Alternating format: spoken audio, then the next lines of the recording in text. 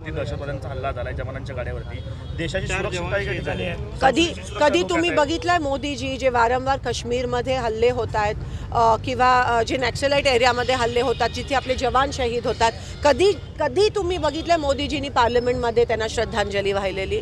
आजपर्यंत ते कधीच झालं नाही आहे. किंवा त्याचं कारण काय? आपले जवान जे आपल्यासाठी लढतात, आज काश्मीरमध्ये कोणी महाराष्ट्राचं आहे, कोणी पंजाबचं आहे, कोणी राजस्थानचं आहे, कधी त्यांच्यासाठी श्रद्धांजली वाहिली दिसत नाही. मात्र त्या प्लेनमध्ये बसून वरती टाटा करताना मोदीजी दिसतात. नेमकं कोणाला करतायत? फक्त सेल्फ पब्लिसिटी एवढंच त्यांना जमतं. पण आज ही एवढी गंभीर बाब आहे आणि एवढं होत असेल, आम्हाला त्याचा खुलासा पाहिजे की हे का होतं आहे वारंवार.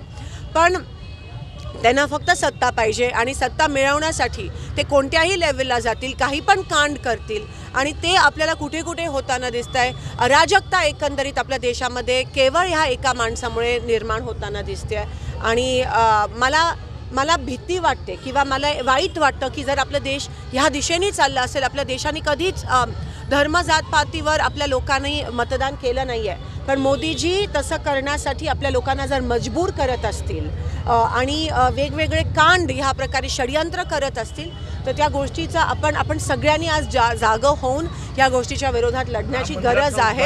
आणि 100% आपण नेमकं ऐन इलेक्शनला इकडे लोकांना महागाईची झळ पोचते, लोक बेरोजगार, ते 4 जे तरुण पार्लमेंटमध्ये शिरले ते बेरोजगारीचेच एक प्रतीक होतं.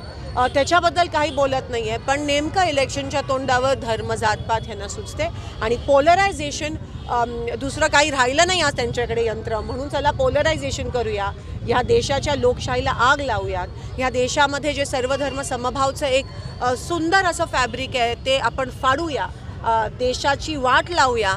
हे मात्र मोदीजींना व्यवस्थित झालं.